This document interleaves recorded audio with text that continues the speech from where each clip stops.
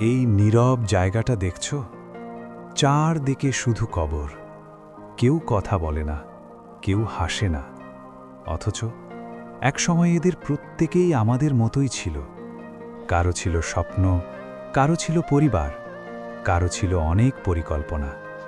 কিন্তু আজ সব কিছু ছেড়ে তারা এখানে একা শুয়ে আছে।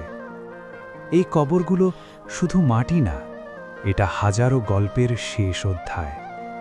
তুমি কি কখনো ভেবেছ একদিন তোমাকেও এখানে আসতে হবে?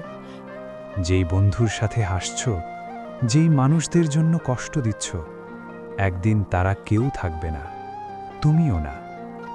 দুনিয়ার এই ব্যস্ততায় আমরা ভুলে যাই আমাদের আসল গন্তব্য। আমরা ঝগড়া করি, অহংকার করি, অথচ শেষ ঠিকানা আমাদের সবার একটাই, এই কবর।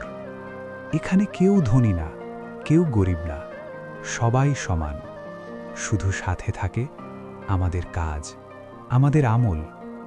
তাই সময় থাকতে বদলে যাও, নামাজ পড়ো, মানুষকে কষ্ট দিও না। কারণ যখন তোমাকে এই অন্ধকার কবরের ভেতরে রাখা হবে, তখন তোমার সাথে থাকবে না তোমার মোবাইল, না তোমার বন্ধু, না তোমার টাকা। থাকবে শুধু তোমার করা কাজগুলো। আর তখন আফসোস করে লাভ হবে না।